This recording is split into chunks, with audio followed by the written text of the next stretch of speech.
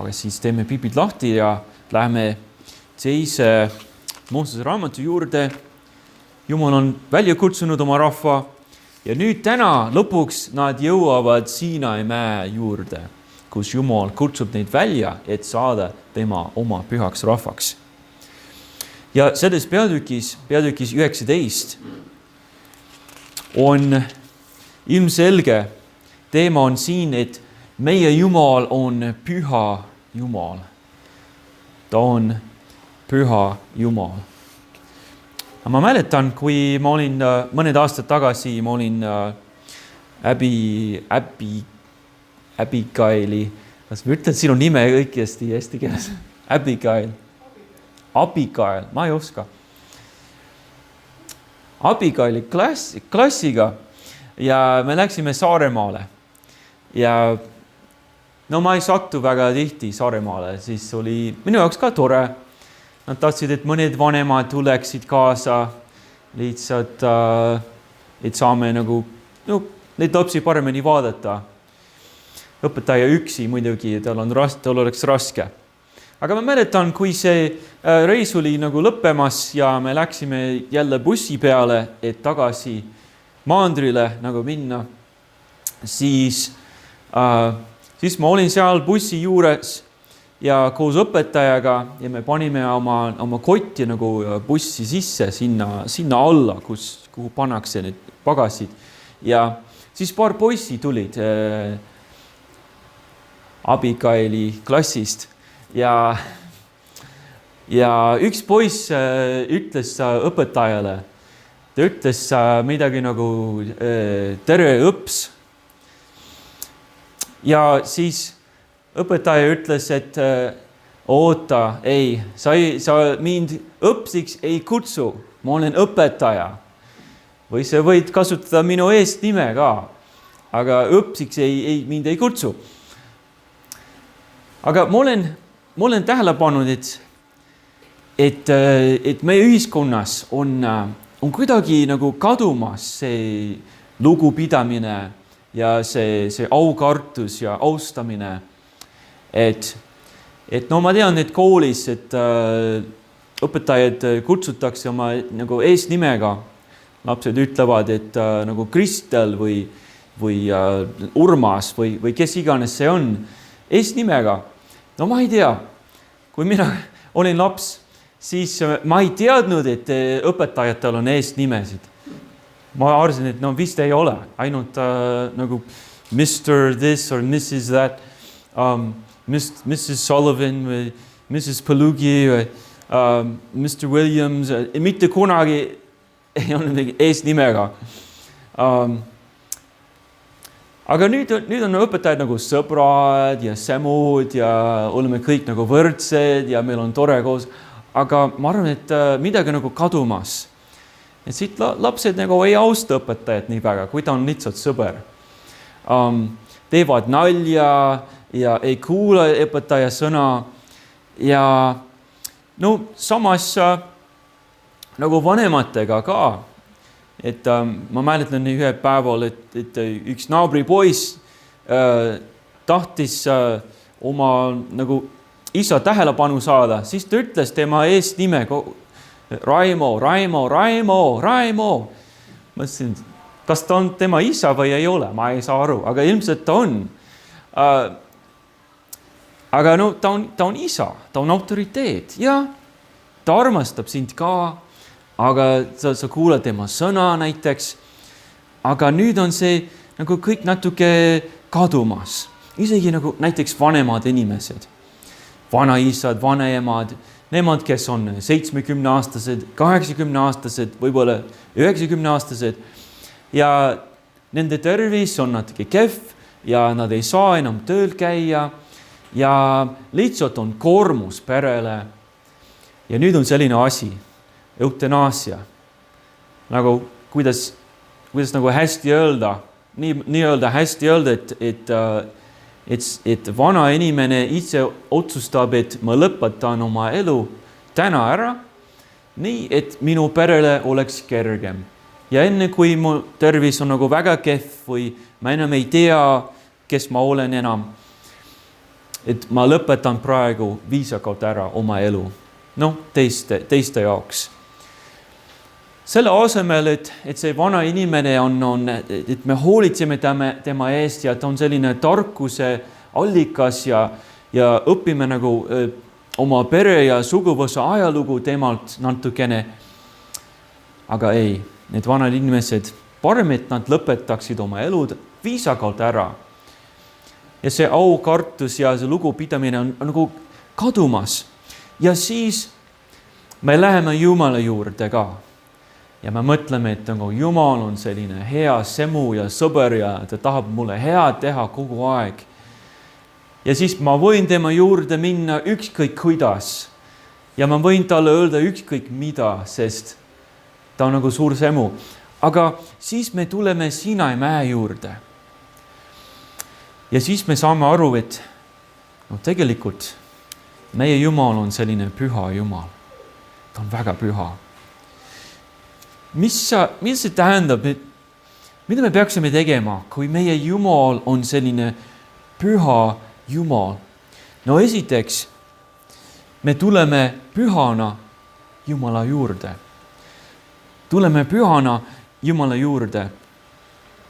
Iisraeli rahvas, nad pidid ennast ette valmistama, sest nad varsti kohtuvad Jumalaga. No hakkame siis lugema 19. peatükist ja alates 1. salmist. Jumala sõna ütleb, et 3. kuul pärast Iisraeli laste lahkumist Egiptuse maalt, just sel ajal tulid nad Siinai kõrbesse, sest nad olid Refidimis teele läinud, Siinai kõrbesse tulnud ja kõrbest leeri üles löönud. Iisrael oli seal leeris mäe jalamil. No lõpuks on nad jõudnud selle Siinai mäe juurde, et Jumalat kummardama. 3. salm. Mooses läks üles Jumala juurde ja Issand hüüdis teda mäed öeldes, ütle nõnda Jaakobi soole ja kuuluta Iisraeli lastele. Te olete näinud, mida ma olen teinud egiptlastele, kuidas ma teid olen kandnud kotka tiibadel ja kuidas ma teid olen toonud enese juurde. Ja kui te nüüd tõesti kuulate minu häält ja peate minu lepingut, siis te olete minu omand kõigi rahvaste hulgast, sest minu päralt on kogu maailm. Te olete mulle preestrite kuningriigiks ja pühaks rahvaks. Need on sõnad, mis sa pead Iisraeli lastele rääkima. Nüüd me juba teame, et kui nad jõuavad Siinai mäe juurde, siis Jumal kutsub neid välja enda rahvaks. Kes see Iisraeli rahvas pidi saama või kelleks nad pidi saama? Ta ütles, et te olete mulle preestrite kuningriigiks. Kes olid need preestrid?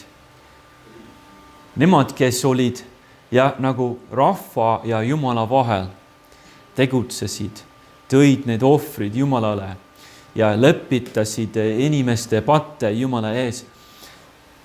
Aga Jumal ütleb, et see kogu rahvas, Iisraeli rahvas on preestrite kuningriik. Tähendab, et on Jumal, siis on kõik maailma rahvad, aga siis on Iisrael, Jumala ja kõike teiste rahvade vahel. Nemad näitavad teed Jumala juurde. See nii pidi olema. Ja te olete mulle preestrite kuningriigis ja pühaks rahvaks. No sellepärast on nüüd mõned reeglid tulevad. Te peate nagu ühte konkreetsel viisil elama, sest te olete preestrite kuningriik, püha rahvas. Ja siis salm 7. Ja Mooses tuli ning kutsus rahva vanemad ja pani nende ette kõik need sõnad, nagu Issand teda oli käskinud. Ja kogu rahvas vastas üksmeelselt ning ütles, me teeme kõik, mis Issand on öelnud.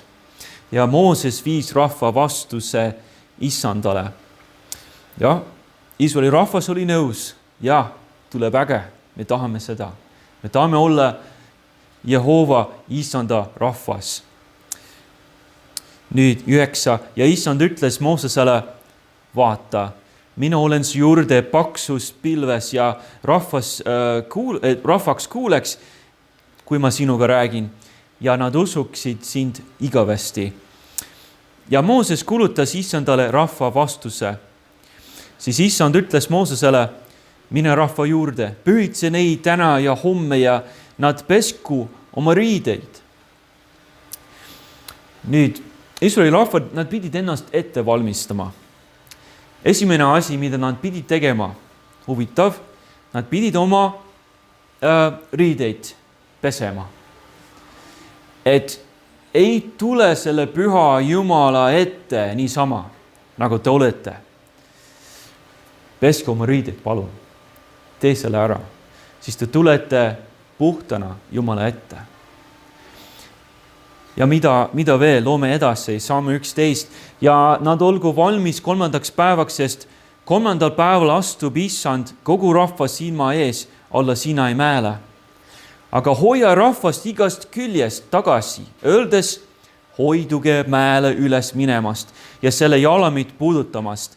Iga ühte, kes mäge puudutab, karistatakse surmaga. Kellegi käsi ei tohi seda puudutada, vaid visatagu kividega surnuks või lastagu maha. Olgu loom või inimene, ta ei tohi jääda elama. Alles kui pikalt sarve puhutakse, võivad nad minna mäele. Ütles, et pesku oma riideid ja siis jälle hoiduge sellest mäest eemale. Et see on surmaohtlik. Ja kõik, kes lähevad selle mäe peale, peab neid kividega surnuks viskama. Et ei lase mitte kedagi, mitte mingit looma sinna mäe peale. Et see on püha paik. Issand siis ütleb, millal rahvas saab mäe peale nagu jalamile tulema.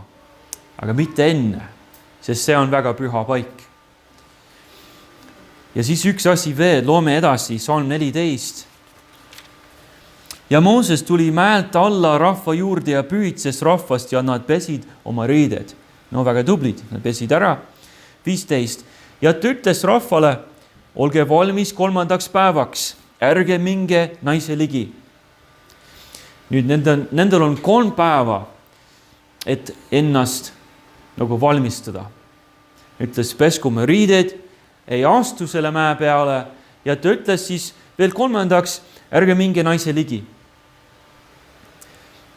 Huvitav, millest on see jutt? Nüüd siin ma ei hakka nagu väga spetsiifiliselt rääkima, lihtsalt aitab sellest, et me teame, et Moosese raamatus, eriti 3. Moosese raamatus, iga kord, kui on mingi nagu kehavedelik voolab kehast välja, näiteks verd, näiteks üks haav, mis nagu jookseb, siis see inimene on kulutatud nagu roojaseks. Ta peab nagu puhtaks saama ja siis Jumala eest nagu lepitama ennast. Ja siis muidugi, et abielus, kui mees ja naine tulevad kokku, siis on jälle, me teame, et see on nagu selline kehavedelik on sellega seotud.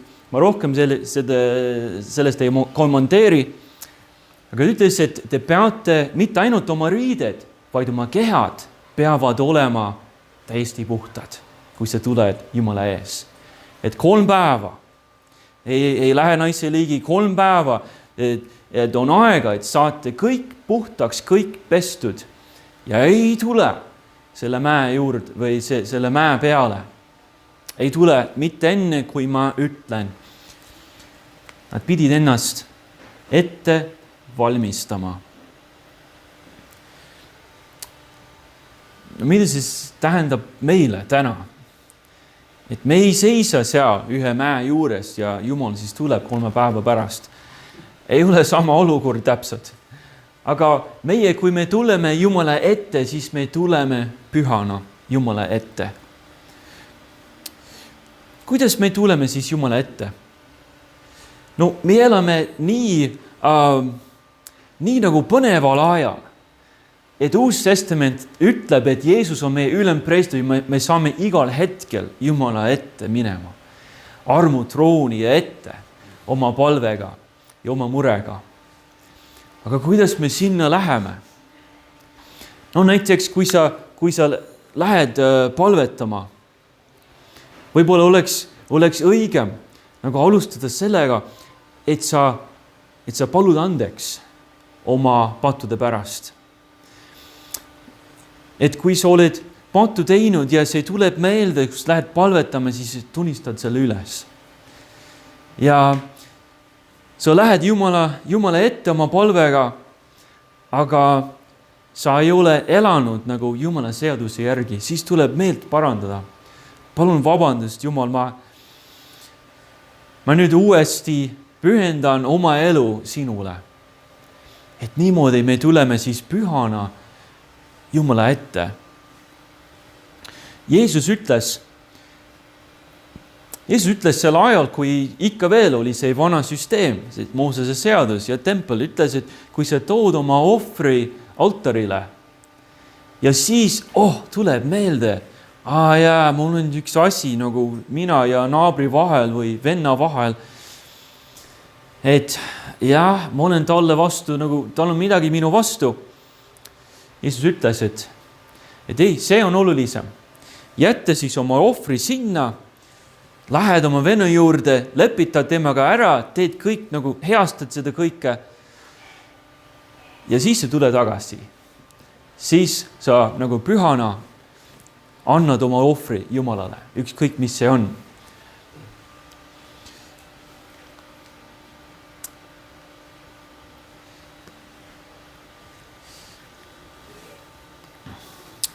Kuigi ma pean mainima, et ei ole nii, et enne kui sa tuled Jeesuse juurde, sa pead ennast nagu kõik nagu puhtaks tegema.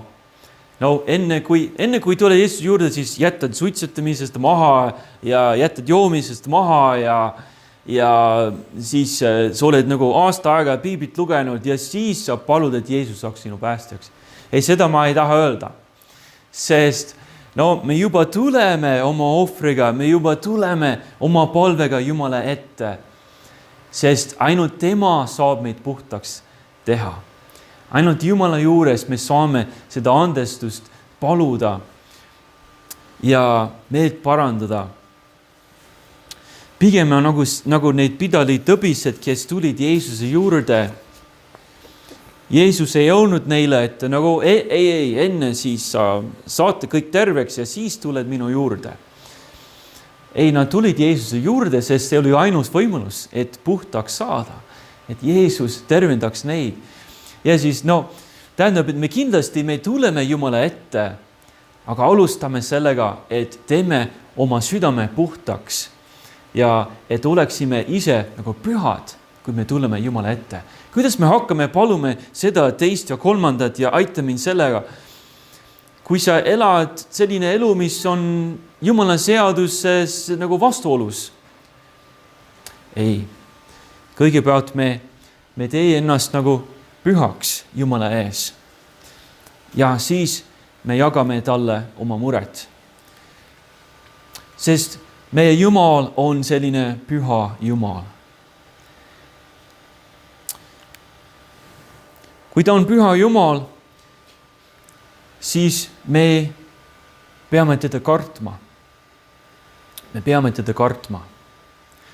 Aga oota, Robert, Jeesus on minu karjane, issand on minu karjane, et Jeesus on kutsunud meid sõpradeks. Ja tõesti. Ja tema sau ja kepp, nad trööstivad meid. Kindlasti on nii. Aga ei tohi unustada, et Jumal on püha ja et me peame teda kartma, sest ta on Jumal. Loome edasi, siis me saame paremini aru. Vaatame, et Jumala pühadus on hirmus isegi, et see on hirmus. Psalm 16.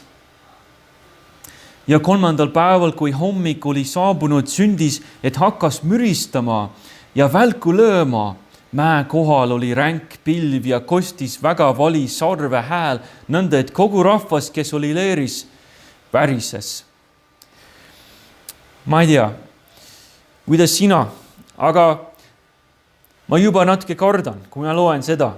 No kujuta ette, kui sa oled Siinai mäe juures, sa näed, millist pilti ma valisin täna. Sa oled Siinai mäe juures. Ja mida siis Mooses kirjeldab, kuidas see oli? Hakkas müristama ja välku lööma. No me juba teame, et on üks väga paks pilv on langenud selle mäe peale. Juba see paks ja must pilv, see on juba nagu natuke hirmus, et mis selle pilve sees on. Ei näe.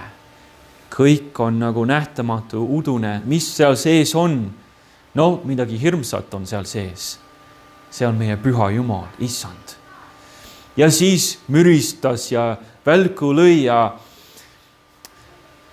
mulle ei meeldi, kui ma jään kuskile õue ja tuleb suur äikesetorm. No Eestis ei tule neid nii tihti, aga USAs on eriti suvel, tulevad neid võimsad äikesed kogu aeg ja mõnedes kohtades nagu iga päev. See ei ole hea tunnet, et oleme kuskil metsas, oleme kuskil väljas ja auto on mingi pool kilomeetrit eemal ja tuleb äkiliselt äikesetorm ja hakkab välku lööma ja müristama. No, ma kardan, sest ma tean, et kui see saab mind pihta, ma olen surnud kohe. Ja seal mäe peal müristas, välku lõi, sest püha Jumal oli kohale jõudnud. Ja mis veel? Ja see ränk pilv. Ja siis väga vali sarve hääl. Väga vali sarve hääl. Nõnda, et kogu rahvast, kes oli leeris, värises. Kas olid kuulnud kunagi nii valju häält, et see hirmutab sind? Ja ma mäletan, et kui Angela elas Minnesotas, iga nädalal, sa võid tema käest ka küsida, et ma arvan, et see oli iga nädalal vist oli kolmapäeval mingi kell 1 või kell 2. Ütleme, et kell 1 oli. Siis iga nädalal, isegi siis nad teadsid, et see tuleb. Kõik teadsid, et nad testivad neid tornadosignaale, et nad hakkasid, läksid tööle. Mingi suur vali hääl.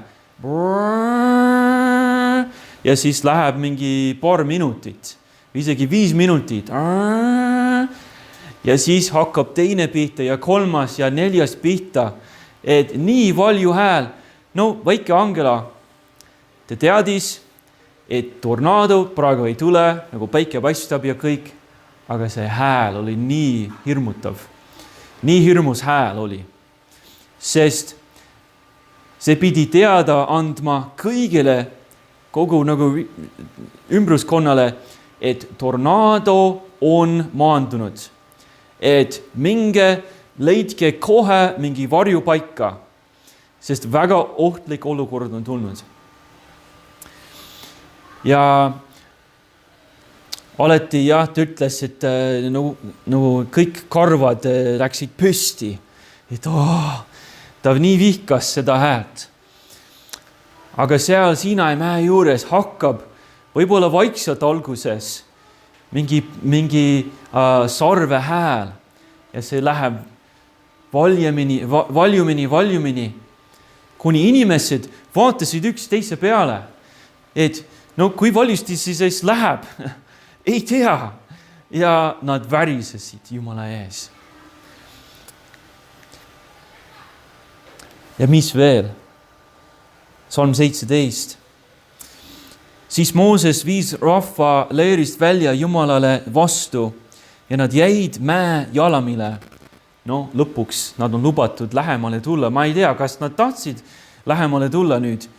Ja kogu Siinai mägi suitses, kui Issand laskus sinna tule sees. Selle suits tõusis üles nagu sulatusahju suits ja kogu mägi vabises kõvasti. Nüüd ei ole ainult seda müristamist ja välku löömist ja sorvehäält ja paks ränk pilv. Nüüd on ka suits ja tuli. Et Jumal, Issand on selle mäe peale nagu maandunud ja tulemus on see, et see mägi põleb. See põleb, et Issanda kohalolek, Issanda nagu seal olemas, see olukord oli nii ohtlik, nii võimas, et see mägi hakkab, ta hakkab seda mäed nagu hävitama isegi. Hakkab hävima. Põleb ära. Suur suitsupilv. Kes tahab sinna minna? No mina ei taha. Ma jään hea meelega siia madal ja kaugele, eemale. Kes tahab sinna? Keegi ei taha. Seal on ohtlik, surmaohtlik. Ja siis mägi vabises kõvasti. Et Jumala vägi oli nii võimas. Et ja, nad nägid, nad kuulsid asju, aga nüüd nad tundsid midagi ka. Et tuli maavärin. Et ja, mägi oli nagu hävimas seal tipul ja nad tunnevad seda nagu maa seest. Ma ei tea, kas oled kunagi olnud tundnud maavärinat? Võib-olla Raivo nad on elanud mitmetes kohtades. Ma mäletan ainult üks kord konkreetselt. Tegelikult ma olin Angelaga, õppisime eesti keelt esimest korda, olime Los Angeleses, Californias. Ja see ei olnud väga võimas maavärin. Aga olime seal klassiruumis, kõige madalamas ruumis, mis oli tegelikult nagu kelder, nad ütlesid, basement. Ja siis, ma ei tea, olime siis nagu betoonimajas ja umbes nagu siin ja põrand oli betoonist, see oli nagu maja vundament, mille peal me seisime, istusime. Aga sel hetkel mingi pool minutit tundus, nagu ma oleksin mere peal ja lained lähevad sellest maast läbi. Nagu see maa ei ole enam maa, vaid merepind. Selline imelik tunne, sa arvad, et kõik need kivid ja betoonid on nii kindel ja nii kõvad, aga nüüd enam ei ole. Nüüd ma hakkan kahtlema. Ma olen nagu merepinne peal, nagu astun nagu vee peale kuidagi, kõnnin vee peal. See oli nii ebameeldiv tunnet, mis siis saab. Kas kõik hakkab kokku värisema? Ma olen ju Californias. Õnneks midagi seal ei läinud katki. Ma olen kuskil kesklinnas juhtus midagi, mõned akned läksid puruks, aga midagi hullu ei juhtunud. Aga nad tunnevad seda. Iisraeli rahvas, nad on näinud seda pilve, suits ja tuld ja pasun häält nad kuulevad. Ja nüüd isegi maad ei ole enam nii kindel, et mis siis saab. Issand on jõudnud kohale. Mis meist nüüd saab? Päris hirmus oli.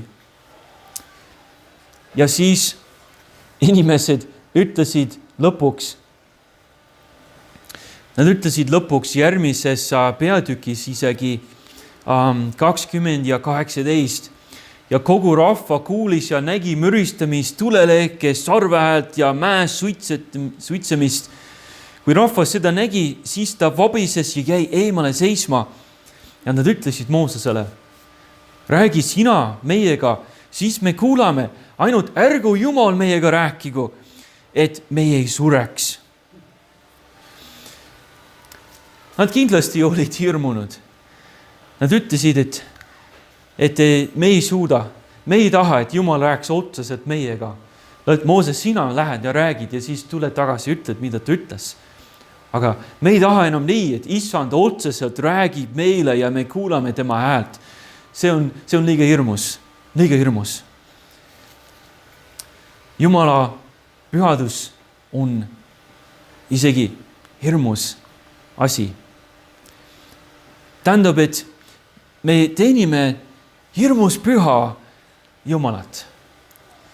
Ta on hirmus püha ja me teenime seda. No kindlasti on Jumal lohutaja, trööst ja me teame kõik seda laulu 23 Taaveti laulu. Kindlasti on ta hea, aga ei tohi unustada, et ta on püha. Elame siis püha elu tema sees. Tunneme ka seda, et ta on kõikvõimas, isegi hirmutav. Ta on nagu lõvi, kes saab meid tükkideks rebida. Mäletate seda Narnia kroonikaid, kuidas see C.S. Lewis, kuidas ta kujutab Jumalat või Jeesust isegi nagu lõvina. Ja siis need tegelased kogu aeg ütlevad, et ei, ta ei ole selline ohutu lõvi. Kuidas ta on ohutu? Ta ei ole. Ta on ohtlik lõvi. Aga õnneks ta on nagu meie kaitsja ka. Ja see on õnneks, me oleme tema pool. Kui oleksime tema vaenlased, siis oleme hädas. No see Jumal, keda me teenime, ta on püha Jumal. Ja tema pühadus on ka tappav. Tema pühadus on isegi tappav. Mida ütleb siis? Oleme tagasi seal 19. peatükis, Salm 21. Ja issand ütles Moosesele, mine alla, hoiata rahvast, et nad ei tungiks issanda juurde teda vaatama, et paljud neist ei langeks. Ja preestritki, kes liginevad issandale, peavad endid pühitsema, et issand neid ei kohtleks karmilt. Ja Mooses ütles issandale, rahvas ei või tõusta Siinai mäele, sest sina oled meid hoiatanud, öeldes märgi piir ümber mäe ja kuuluta see pühaks. Ja issand ütles temale, mine alla ja tule taas üles, sina ja Aaron koos sinuga, preestrid ja rahvas, aga ärgu tungigu üles issanda juurde, et tema neid ei kohtleks karmilt. No alguses oli nii, et Mooses ja ma ei tea, tema teenijad, nemad kehtistasid seda, et inimesed ei tohi mäe peale tulema. Aga nüüd on selline sõnum tuleb, et nüüd on nii, et issand on kohale jõudnud, ei ole vaja kedagi surnuks visata kividega, et issand ise tapab neid, kes tulevad liiga lähemale. Isegi preestrid. Vaata, et preestrid on kõik ennast pühitsenud.